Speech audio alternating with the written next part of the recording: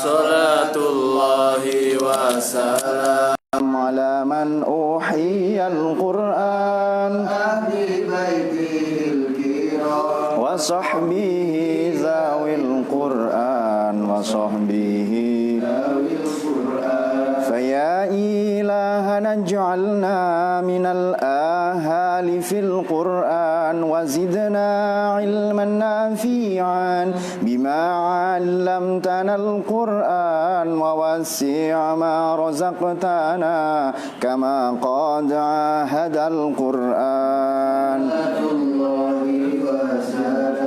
ala man uhiya al-Qur'an wa ahli baitihil kiram wa sahbihi zawil Qur'an wa sahbihi zawil Qur'an. Bismillahirrahmanirrahim. Alhamdulillahirabbil alamin. Wassalatu wassalamu ala sayyidil anbiya wal mursalin imamil muttaqin sayyidina wa maulana Muhammadin wa ala alihi washabihi ajmain. Saudara, kita akan melanjutkan kajian tafsir tematik pada kesempatan berbahagia ini. Tema yang akan kita ketengahkan yakni mengenai aurat dan tentu saja jilbab. Sebahagian dari kita belum terbiasa, dari masyarakat kita belum terbiasa dengan perbedaan pendapat mengenai hijab, mengenai jilbab ya. Apa yang saya maksud adalah sebagian dari kita belum mungkin siap dengan santun, dengan legowo menerima perbedaan pendapat, perbedaan mazhab. Malah yang cenderung mengemuka adalah pemutlakan pendapat. Jadi belakangan ini ada orang-orang yang dalam beragama ia tidak hanya melakukan pemutlakan pendapat, tetapi menganggap pendapat orang lain salah. Saya melihat gejalanya 3. Pertama, mereka jelas ini minim dalam literasi, kurang belajar. Ia adalah generasi instan, mau belajar secara instan. Tetapi anehnya, celakanya tidak mau membuka diri pada pendapat-pendapat, perbedaan-perbedaan. Padahal firman Tuhan, kalau Allah mau, Tuhan akan jadikan kita semua satu umat saja. Jadi walau syaa rabbuka, kalau Tuhan mau Muhammad, ya kita semua akan jadi satu umat saja. Tidak akan ada perbedaan pendapat. Nah, tapi Tuhan memang menginginkan kita berbeda. Nah, apa yang perlu kita kritik, apa yang perlu kita dalam hal ini perbaikilah ya. Perbedaan pendapat ini lazim, ini mutlak, ini niscaya.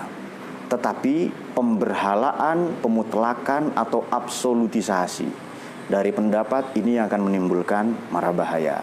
Baik, langsung saja, aurat ini makna harfiahnya sesuai makna semantiknya ya, adalah celah, lazim kadang dimaknai peluang. Di wa yasta'zanuka fariqum minan nabiy yaquluna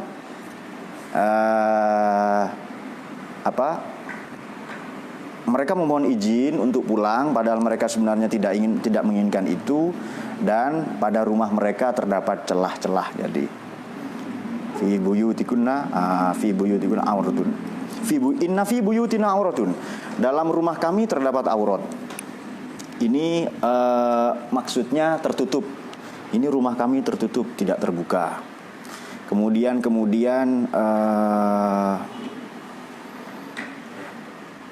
peluang, celah, atau kadang dimaknai aib yang oleh karena itu wajib ditutup. Islam yang turun, yang sampai kepada kita melalui Nabi, mewajibkan menutup aurat.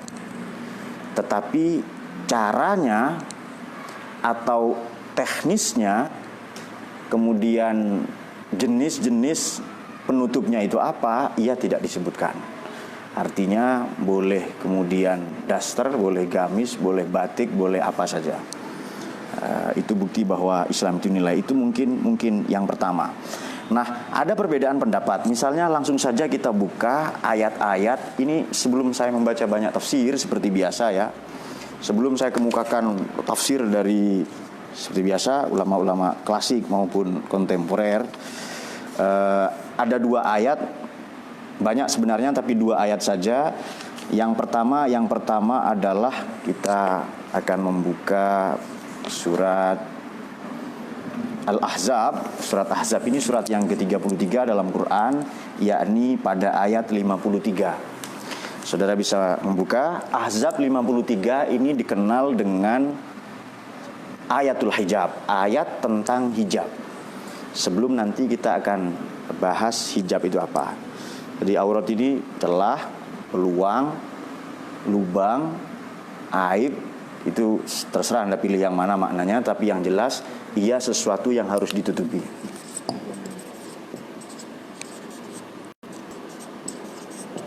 Jadi Ahzab, suratul Ahzab ini pada ayat yang ke-53 ini lazim disebut ayat tentang hijab.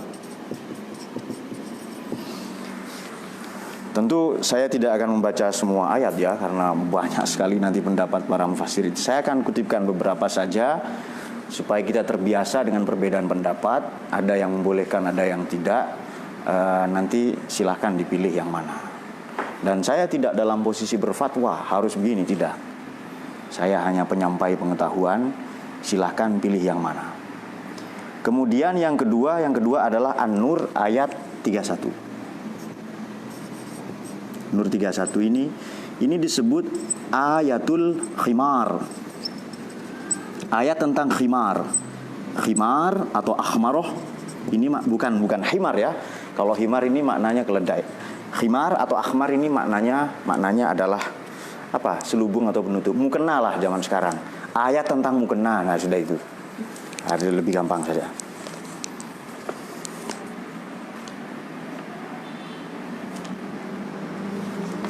Baik, mari kita ulas sedikit demi sedikit ya.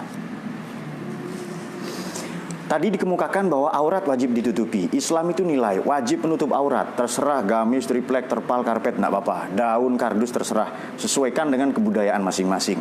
Tetapi batasan aurat di mana ini ikhtilaf. Aurat wajib, sepakat ya. Batasannya di mana ikhtilaf. Nah, mari akan kita ulas sedikit.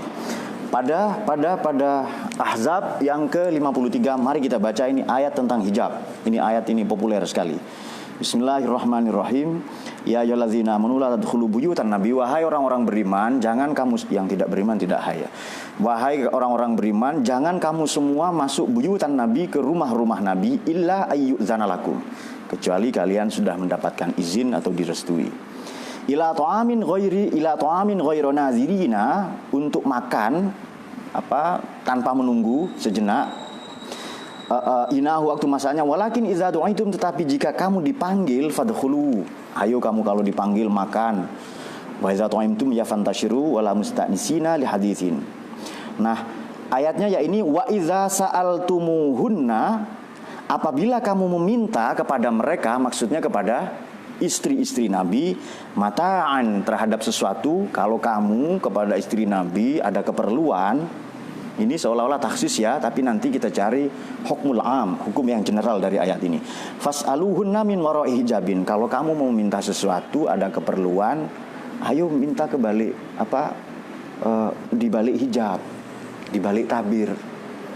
Jadi perempuan yang mahjub adalah perempuan yang masturoh. Perempuan yang pakai hijab berarti yang terhalang, yang tertutupi. Ini istri Nabi ya. Jangan bicara langsung, bicara pakai penutup. Kenapa? Istri Nabi, janda Nabi ini ummahatul mukminin, haram dinikahi oleh orang-orang setelahnya atau selain Nabi. Jadi ayat ini protektif dalam rangka melindungi istri Nabi. Mataan fas'aluhunna min wara'i hijabin. Yang demikian itu adalah atharu liqulubikum, ya lebih suci bagi hati kalian. Wa qulubihinna, dan hati mereka. Wa ma kana lakum an tu'zu Rasulullahi wala an tankihu azwajahu. Baik. Saya akan membacakan dulu ya beberapa penjelasan. Mari kita garis bawahi ayat mi wara'i hijabin. Berbicara di balik tirai. Baik. Kita akan kemukakan misalnya mengapa banyak ulama-ulama klasik dan kontemporer tidak mewajibkan aurat atau tidak mewajibkan menutup aurat secara seluruhnya. Artinya kepala terlihat, telinga terlihat, bahkan leher bagian atas terlihat. Tumit terlihat, sebagian kadang sampai lengan. Mengapa banyak sekali perbedaan pendapat tentang aurat ini? Dan memang biasa demikian, biasa sekali. Misalnya ayat-ayat apa? Bagaimana bersentuhan suami kepada istri, batal atau tidak? Ini sudah terjadi perdebatan. Jadi jangan kau sentuh istrimu. Itu apakah menyentuh saja atau menyentuh yang lain? Malah kata Imam Hanafi itu nanti jima maknanya ya. Baik. Salah satunya yang ingin kita ketengahkan adalah mantan ketua atau kepala pengadilan tinggi di Mesir. Ini juga kepala pengadilan agama, bahkan kepala pengadilan kriminal di Mesir itu. Ulama ini bernama Muhammad Sa'id Al-Ashmawi. Jadi Syekh Muhammad Sa'id Al-Ashmawi. Beliau menulis buku banyak sekali. Temuan saya 64 buku yang ditulis dalam 3 bahasa. Kitab maksudnya ya, Arab, Inggris, dan Perancis. Haqiqatul Hijab wa Hujjiyatul Hadis, itu bukunya itu. Selain itu juga ada nama-nama Qasim Amin. Di Indonesia juga banyak, Quraish Shihab misalnya, atau Gus Dur yang sedang populer ya. Dan nama-nama yang lain, misalnya para intelektual yang lain lah ya, yang sudah diakui lah di Indonesia itu. Jadi redaksi wa idza sa'altumuhunna mata'an fas'aluhunna min wara'i hijabin, ini apakah ini ada kaitannya dengan jilbab konteks sekarang atau tidak? Itu dia. Baik, kita ikuti yang sudah ya, silakan Anda. Itu ada kaitannya, harus pakai penutup. Memang demikian kata Ibnu Mas'ud. Semua perempuan itu aurat itu dan wajib ditutupi. Berarti dia mengikuti pendapat Ibnu Mas'ud. Tidak apa-apa. Tapi dalam konteks ayat ini, untuk istri Nabi ya, untuk istri Nabi, kalau kamu bicara ada keperluan, jangan bicara langsung, bicara di balik tirai. Baik. Apakah ia ada kaitannya, pertanyaannya tadi, dengan konteks kekinian hijab atau jilbab saat ini? Nah, itu yang kemudian dipersoalkan ya. Dikatakan oleh Asmawi misalnya, al-mar'atul mahjubah hiyal mar'atul masturah, perempuan yang terhijab atau yang pakai hijab adalah perempuan yang tertutupi. Tujuannya apa? Falahunna yarinal mu'minin walal mu'minat walal mu'minuna yarawnahunna. Supaya hunna yarinal mu'minin. Mereka tidak memandang orang-orang beriman, istri Nabi itu ya. Istri Nabi tadi dalam ayat ini Ahzab 53, dan orang-orang beriman maksudnya laki-laki tidak memandang mereka wala yarawnahunna. Kenapa? Ayat ini dalam rangka melindungi istri-istri Nabi, karena memang haram istri Nabi ini taksis ya, dinikahi oleh siapapun setelah itu. Nah, baik. Kemudian ayat yang satu lagi sebelum kita ulas dari banyak ya, itu satu pendapat mengapa ada ulama misalnya tidak mewajibkan istri mereka atau anak mereka pakai jilbab. Ini harus kita hormati. Anda boleh tidak sepakat dengan ini. Boleh jadi saya pun kurang sepakat. Boleh jadi ya, boleh jadi. Tetapi saya menghormati perbedaan pendapat ini. Baik, kita akan membaca surat An-Nur, surat yang ke-24 ayat 31.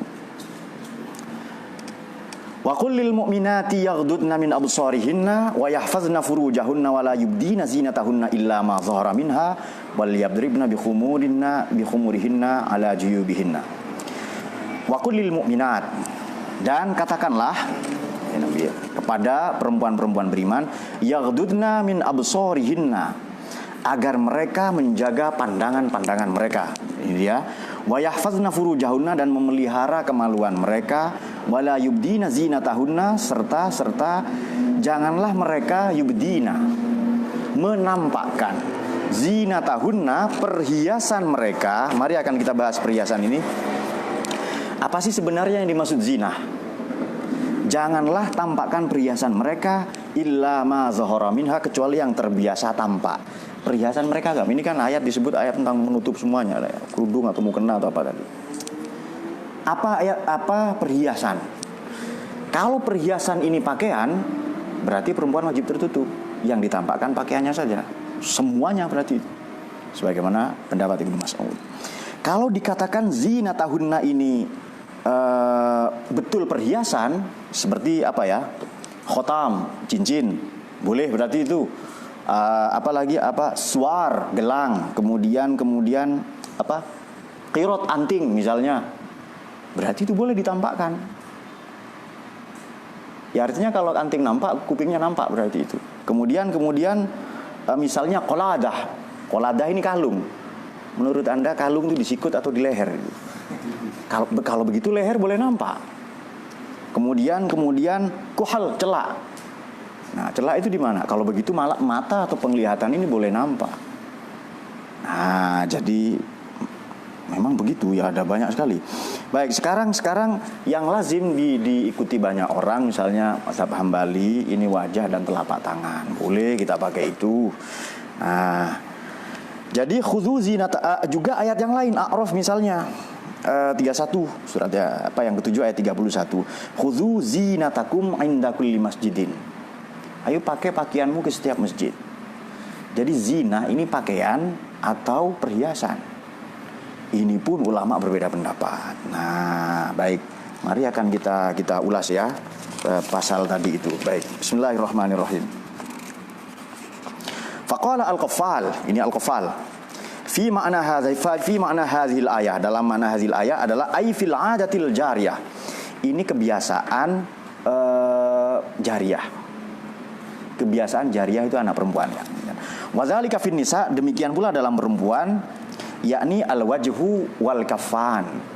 Ini yang lazim, yang adat adalah wajah dan kedua telapak tangan. Ini pendapat Al-Qaffal, ini juga dikutip oleh Imam Ar-Razi dalam tafsir Mafatihul Ghaib. Sekarang mari kita lacak di tafsir Al-Kasyaf, tentu saja Imam Zamakhsyari yang ngarang. Zamakhsyari ini Heri katanya, saya bukan, ini Imam Zamakhsyari. Majaratil adah ala zuhuriha. Apa yang berlaku kebiasaan ya, kebiasaan orang-orang itu ya. Wal aslu fihi zuhur. Dulu tadinya memang di belakang saja. Jadi ayat ini juga potensial bermakna ta'dil atau tahqiq, meluruskan atau memperbaiki. Dulu orang nutup tuh di belakang saja, jangan di belakang tok, depannya juga katanya. Lamma kanu mana tadi lamma kanu al-mukhtasina fi darurah ya. Tetapi ada dihususkan dalam darurat, dalam satu hajat, madakhiluhum wa mukhalatatuhum. Mungkin cara-cara mereka bergaul, mukhalatoh ya, atau cara-cara mereka masuk ke satu tempat, misalnya fil asfari, dalam satu perjalanan, ar-rukub wan nuzul. Dalam rangka naik kendaraan, rukub dan nuzul. Rukub itu naik atau turun dari kendaraan. Yang waktu itu tentu saja yang dimaksud adalah kuda, keldai, bigol atau unta. Kalau sekarang kuda besi lah ya. Jadi ada pengecualian berdasarkan adat dan kebutuhan dalam berkendara atau naik turun kendaraan tadi. Sebab nanti akan ada jaroh, akan ada kesulitan. Nah, kalau begitu ya dimungkinkan untuk tidak tertutup semua. Naik turun kendaraan. Anda bayangkan ya, pakai baju tertutup sedemikian rupa naik motor. Naik kuda lah waktu itu ya. Dengan kondisi sedemikian rupa tertutup itu banyak sekali jaroh ya. Kesulitan-kesulitan yang akan dialami. Nah, baik, itu satu pendapat dari Imam pengarang Al-Kasyaf, yakni Imam Az-Zamakhsyari. Mari kita membuka sekarang ulama atau ahli tafsir yang kontemporer, yakni Syekh Wahbah Zuhaili ya, Al-Munir. Ini sebagian sering dibaca oleh teman-teman di sini. Wabina alaihi zalika qala al-Hanafiyyah wal Malikiyyah wasy-Syafi'i fi qaulin lahu. Ini sepakat satu suara apakah Hanafiyah, Malikiyah dan Syafi'i. 3 mazhab berarti ini. Nah, innal wajha, sesungguhnya wajah, wal kaffain laisa, keduanya itu wajah dan kedua telapak tangan, laisa bi'auratin, keduanya bukan aurat. Artinya karena ya bukan celah, bukan lubang, bukan aib, maka tidak perlu ditutupi. Oke.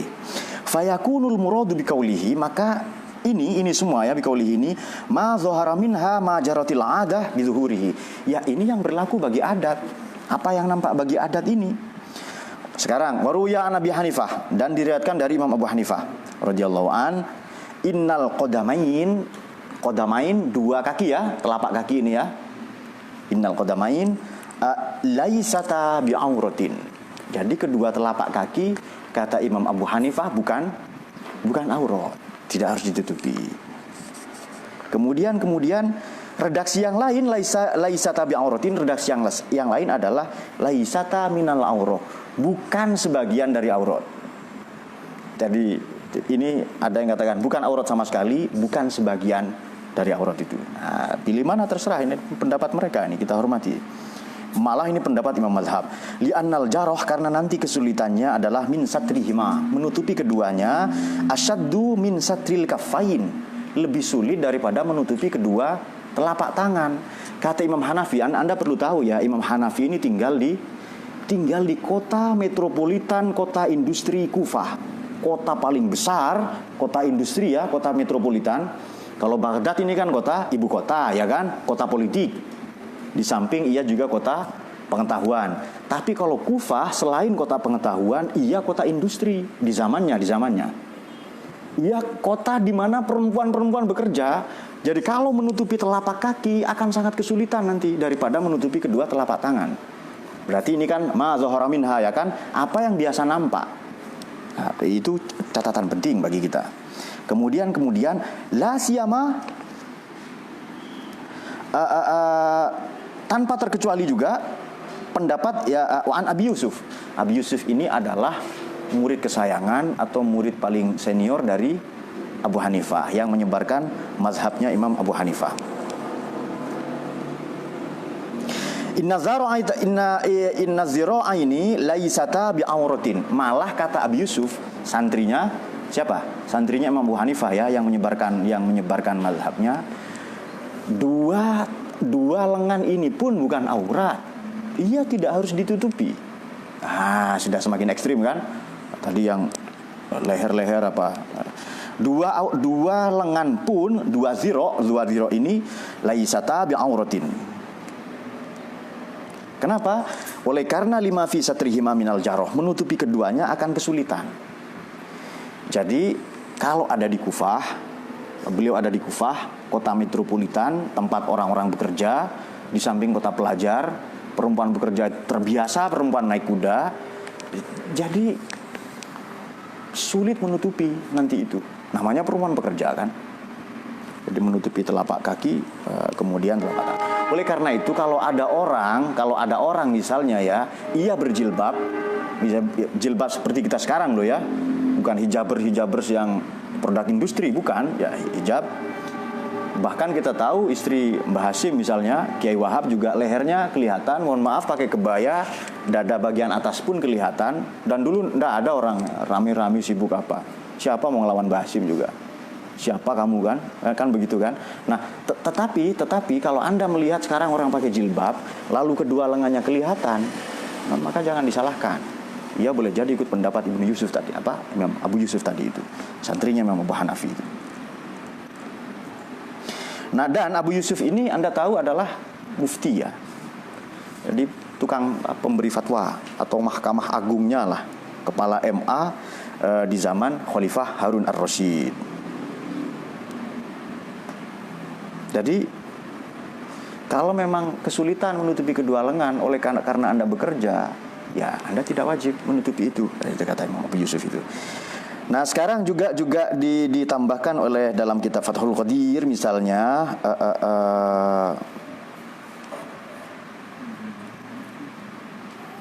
baik bahkan sampai di sini, sampai pergelangan pun boleh. Ini dalam kitab Fathul Qadir ya. Karena memang begini ya, ulama ini adalah bukan hanya ahli fikih, bahkan ulama-ulama kontemporer, ulama klasik saja dulu mereka tidak hanya ahli fikih, mereka adalah mutawarri. Kita perlu tahu itu ya, mutawarri, orang yang menjaga pergaulannya. Menurut Anda ketika Imam Syafi'i mengatakan bahwa aqallul haidi yaumun walailatun, paling sedikitnya minimnya haid itu menstruasi itu 1 hari ya, paling banyak 2 minggu, misalnya lazimnya 7-8 hari. Imam Syafi'i bagaimana metodenya? Tentu saja beliau tanya, riset kepada perempuan-perempuan itu. Jadi bukan apa ya, Iya betul ya, beliau melacak di Quran, di hadis, tapi beliau melakukan riset. Buktinya apa? Pendapatnya begitu kok. Paling sedikit sehari, paling banyak misalnya 2 minggu, lazimnya 7 hari. Dan pergeseran pendapat ini sesuatu yang lumrah. Mari kita melacak yang lain, misalnya soal mahram. Ini sebagai bukti bahwa makna junin dari Quran itu sama sekali boleh berbeda dalam konteks kita saat ini. Kalau tidak percaya, di surat Yusuf itu kalau mau nolong orang pakai sayyarah, pakai mobil. Silakan dibuka di surat Yusuf itu. Apa mobil maknanya di zaman Nabi Yusuf? Bukan, itu kafilah, rombongan. Nah, misalnya mahram. Perempuan kalau mau kemana-mana wajib diantar mahram. Kalau mau haji, mau umroh, mau ke pasar. Betul ya?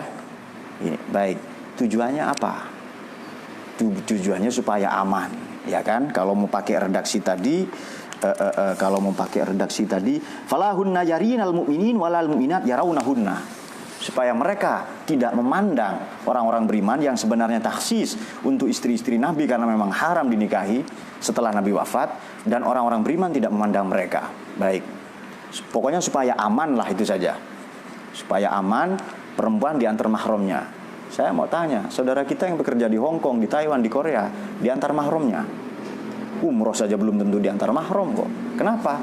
Karena di sana sudah aman. Bahkan perempuan sekarang naik motor, nyetir mobil sendiri karena mereka sudah aman.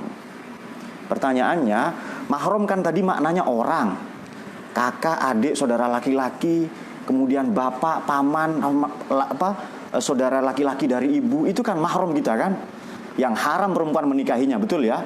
Baik, itu mahram artinya diharamkan. Orang sering salah kaprah mengatakan muhrim itu. Biasanya yang belajar Islamnya instan, tapi tidak apa-apa. Pokoknya paham saja, tidak apa-apa, salah istilah nggak apa-apa.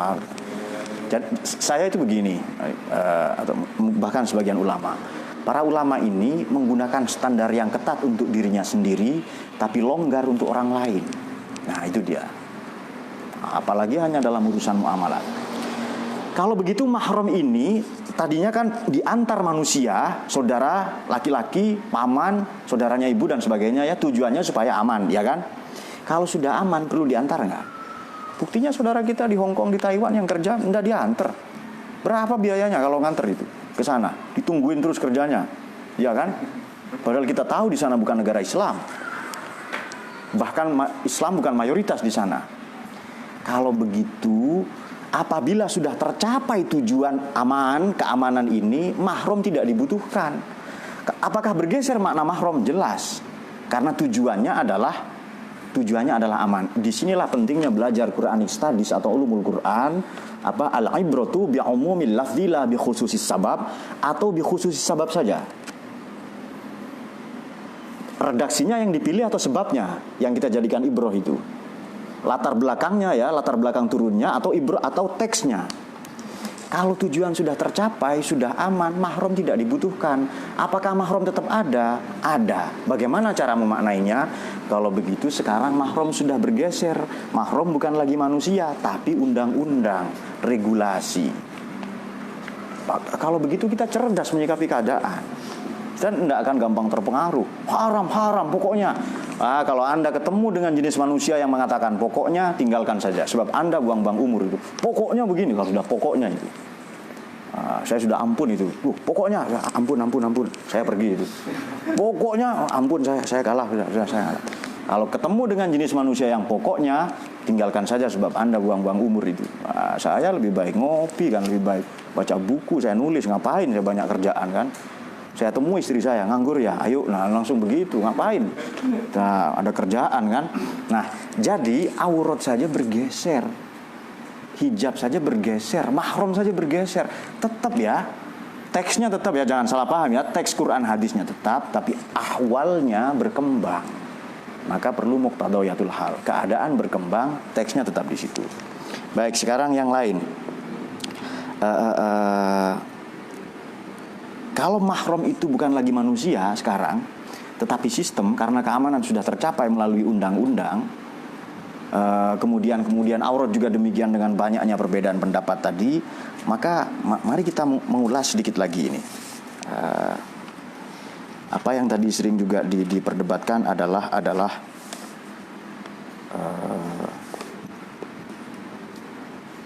Al-Ahzab 59. Mari kita ambil hukum amnya sekarang. Ahzab 50. Tadi An-Nur sudah ya. Jadi yang dimaksud wala yubdina zinatahunna illa ma dhahara minha, kecuali apa yang biasa nampak. Ini tadi sudah kita ulas bahwa zinah maknanya bukan hanya pakaian, boleh jadi zinah makna harfiahnya pakaian, makna harfiahnya perhiasan, tapi ada yang maknanya pakaian. Kalau perhiasan yang biasa nampak itu gelang, maka boleh nampak pergelangan tangan. Bahkan kata Abi Yusuf sampai lengan tadi. Kalau perhiasan yang biasa nampak itu adalah khotam, cincin, maka tangan-tangan ini pun boleh terlihat. Kemudian kalau korot atau kirot ini anting, itu perhiasan yang biasa nampak, maka telinga juga boleh nampak. Apa pakai tutup saja Pak, lalu telinganya tok yang nampak? Terserah pemahaman Anda bagaimana. Kemudian kalau perhiasan yang biasa nampak adalah qoladah, kalung, maka leher pun boleh nampak. Seperti ya istri-istri kiai kita zaman dulu juga kelihatan kok itu. Bahkan mohon maaf, dadanya bagian atas kelihatan. Nah, kalau Anda lalu terangsang misalnya, ya bukan urusan kita. Pak, saya lihat kambing misalnya, lihat pahanya sapi terangsang, itu urusan Anda dengan sapi. Anda bukan dengan hukum Islam, Anda ada hubungan dengan itu. Kalau perhiasan yang biasa nampak tadi kuhl, celak, ya maka celak boleh nampak mata tadi itu ya.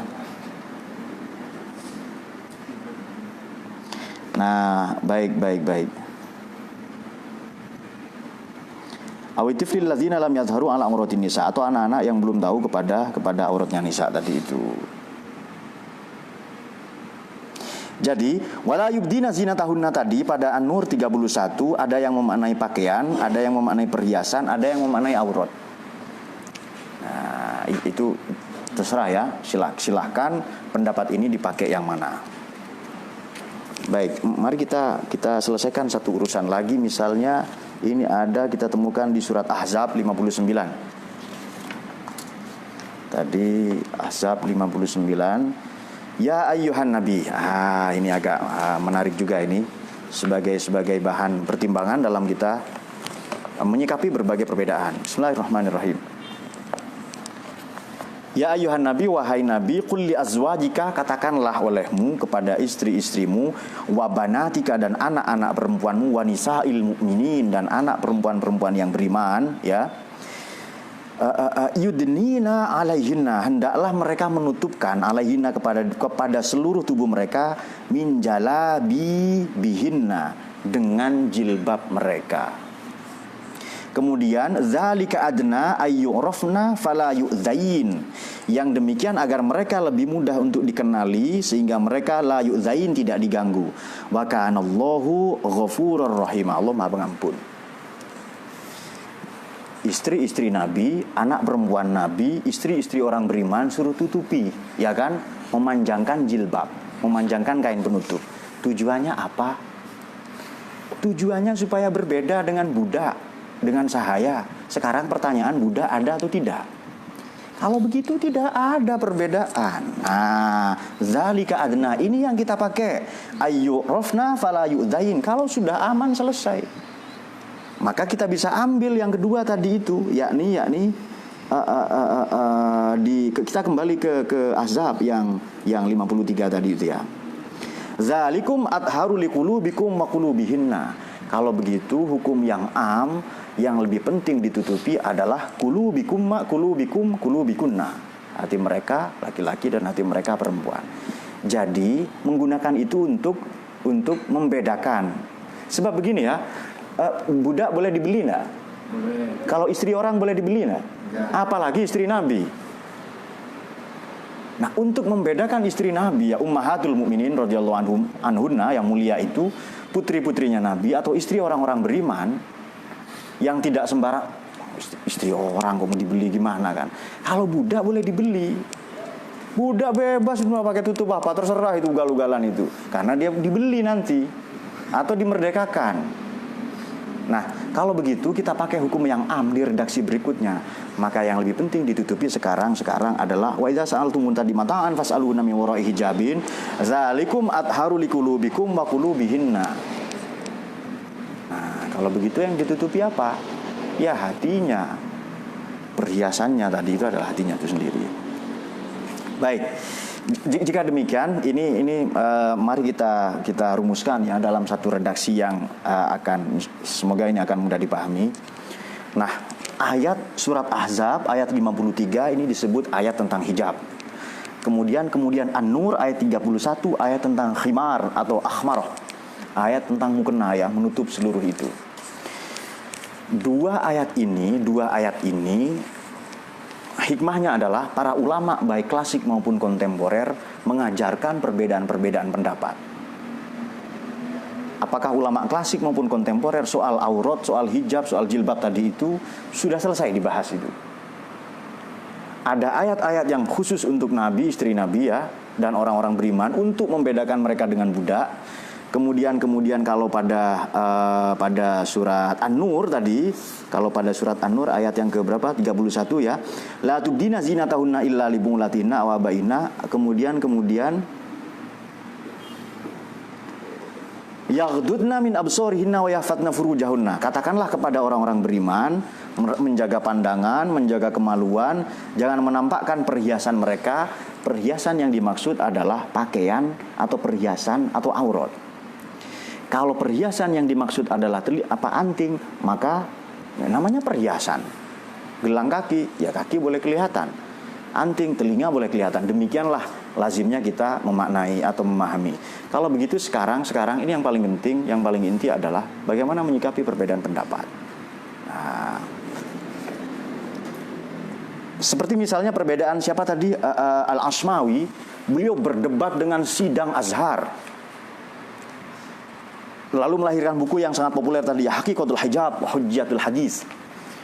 Berdebat soal itu dan beliau kemukakan pendapat-pendapatnya secara argumentatif dengan tidak saling merendahkan satu sama lain. Itu dia. Nah, ini penting. Para ulama berbeda pendapat, tidak saling merendahkan pendapat orang lain. Oleh karena itu, catatan yang paling penting kalau kita mau ngaji usul fiqh ya, jurisprudensi Islam adalah al-ijtihadu la yunqadu bil ijtihadi. Ijtihad yang satu tidak bisa dibantah dengan ijtihad yang lain. Artinya pendapat Imam Hanafi yang berbeda misalnya nanti tidak disepakati oleh generasi di bawahnya Imam Malik, kita tidak bisa menyalahkan salah satunya atau menyalahkan kedua-duanya. Jadi ijtihad yang satu tidak boleh di-counter, dibantah oleh ijtihad yang lain. Kalau mau pilih salah satu, nah itu baru selamat itu. Kalau Anda senang naik kereta api, Mas, kan naik kereta api ini bermazhab ini. Jangan mengejek, mencaci mereka yang naik bis. Kalau Anda senang naik bis, jangan menghina mereka yang naik pesawat terbang. Apakah pesawat api, kereta api, pesawat terbang, bis, merangkak saja mungkin tiarap. Yang penting sampai ke tujuan. Kalau mau berangkat sendiri, terserah kalau Anda tahu. Nah, jadi untuk sampai kepada tujuan yang diinginkan oleh Quran, ya, maqasid tujuan Quran itu caranya kita bermazhab. Jadi untuk sampai kepada yang diinginkan oleh Quran ya, tentu saja diinginkan oleh Allah, caranya kita bermazhab. Dan Anda ikuti silahkan pendapat manapun dengan tanpa menghina, mencaci, menyalah-nyalahkan siapapun. Nah, sekarang pertanyaan kedua, ini problem ya. Dalam hampir semua kasus fikih, boleh nggak Pak fanatik kepada mazhab? Menurut saya boleh. Bahkan harus fanatik. Anda fanatik kepada istri Anda, saya senang, saya setuju itu. Silahkan Anda fanatik kepada agama, mazhab, parpol Anda silahkan. Kepada bendera Anda misalnya, silahkan Anda fanatik kepada negara Anda. Boleh semua. Tapi berhenti di situ, jangan sampai menghina agama lain, mazhab lain, negara lain, bendera yang lain. Pendapat-pendapat yang lain yang sama-sama memiliki pijakan dari Quran dan hadis. Bahkan kalau Anda fanatik kepada istri Anda, saya senang itu, saya setuju. Anda menyanjung istri Anda sundul langit itu sampai tembus ke langit. Istrinya cantik, kemudian putih, kemudian kalau menelan air liur itu kelihatan misalnya.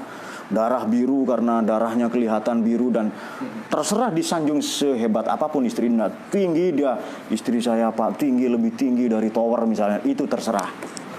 Tapi berhenti sampai di situ, jangan menghina istri tetangga. Oh, istrimu pendek macam ayam misalnya, atau macam botol, itu akan mulailah pertikaian, perdebatan ketika Anda meneruskan sanjungan, pujian, fanatisme tadi dengan cara merendahkan yang lain. Anda boleh, silakan. Fanatik kepada mazhab, Pak saya fanatik NU, menurut saya bagus itu. Fanatik Banser, enggak apa-apa Pak. Saya fanatik Banser Pak, mau menikahkan anak saya dengan Banser. Kenapa? Kiai saja dijaga kok, apalagi kamu, katanya. Itu terserah itu. Nah, tapi berhenti sampai di situ ya, berhenti. Jangan, Pak, kalau ada saudara kita misalnya yang belum bisa menjalankan agama dengan baik, atau mungkin dia berbuat dosa, siapa tahu itu dosanya yang terakhir. Kita yang berbuat baik, siapa tahu bahwa ini mungkin ya, nauzubillah, kebaikan yang terakhir. Besok kita tidak bisa lagi. Kita sungguh-sungguh tidak tahu hari esok ya. Maka berhentilah takfiri, mengkafir-kafirkan, tabdi'i, membid'ah-bid'ahkan, tasyriki, mensyrik-syirikan itu. Terus semua berdasar kepada Quran dan hadis. Saya kira demikian. Semoga kita bijak menyikapi perbedaan ya. Kalau sekarang begini, kalau saya pilih pendapat yang mana? Kalau saya pilih pendapat yang lazim, yang banyak diikuti orang banyak. Nah, ya berjilbab kalau saya. Itu pendapat saya. Berjilbab, kemudian bahwa ada ya tadi yang tidak seperti Ahmad Sa'id Al-Asmawi tadi ya, berbeda pendapat, tidak berjilbab, perhiasannya kelihatan karena ayat Qur'annya begitu, ya, itu urusan mereka. Tetapi kalau ada saudara tetangga kita belum bisa berjilbab, jangan kita musuhi. Ini bedanya hukum dan sikap kita pada hukum. Nah, ditanya hukum zina bagaimana? Nggak usah tanya, jelas itu, jelas haram itu. Sikap kita kepada pezina, nah ini yang penting. Sikap kita kepada pezina, jangan mencaci maki, jangan merendahkan. Nah ini hukum dan sikap kita pada hukum sesuatu yang berbeda. Ilmu dan pengamalan ilmu sesuatu yang berbeda. Semoga kita bijak menyikapi perbedaan. Anda boleh mengikuti mazhab manapun, tetapi jangan lupa, jangan menghina perbedaan mazhab-mazhab yang lain. Demikian, semoga ini menjawab banyak persoalan. Yang tidak kalah penting adalah kita di pondok pesantren ini yang sudah terbiasa belajar tidak dengan instan ya, kita akan lebih mudah menghargai perbedaan. Siapakah mereka yang sulit menghargai perbedaan? Mereka yang melakukan pemutlakan pendapat. Itu ngajinya pasti dengan cara instan, hanya mendengar satu suara, memutlakan pendapatnya. Yulquna sam'a, menghadapkan pendengarannya saja ke satu sisi. Di surat Asy-Syu'ara itu setan yang dimaksud. Wa aktsarhum kadzibun, kebanyakan dari mereka pendusta. Kita sama-sama bukan panitia pembangunan surga. Tidak usah saling klaim surga itu apa. Apakah Anda panitia pembangunan neraka, lalu semua orang akan Anda masukkan? Nggak ada itu. Jangan meniru cara-cara iblis yang semua orang akan Anda masukkan ke neraka. Surga neraka bukan milik kita itu. Terserah itu. Nah, sikap seperti ini penting ya dalam kebinekaan, dalam keindonesiaan. Nah, jadi perbedaan pendapat itu niscaya. Demikian, mari kita semoga semua dicahayai oleh Quran. Semoga perbedaan pendapat ini tidak lantas menjadikan kita kecenderungan milenial ya, yang pakai sosmed itu loh. Yang kecenderungan berkomentar itu lebih cepat daripada kecenderungan belajar. Kecenderungan komentarnya itu jauh mengungguli sundul langit malah itu.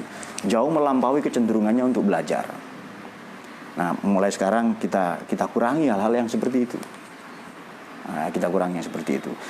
Bahwa mereka berbeda dengan kita itu bukan urusan kita, sebab Tuhan memang menginginkan mereka berbeda. Allah yafiqna ila sabilil anbiya wa mursalin. Allahumma rahamna bil Qur'an waj'alhu lana wa nuran wa hudan wa rahmah. Allahumma dzakkirna minhu ma nasina wa 'allimna minhu ma jahilna warzuqna tilawatahu ana al-laili wa atrafan nahar waj'alhu lana hujjatan ya rabbal yafiqna ila sabilil anbiya wa sallallahu alaihi wa sallam. Assalamualaikum warahmatullahi wabarakatuh. Waalaikumsalam.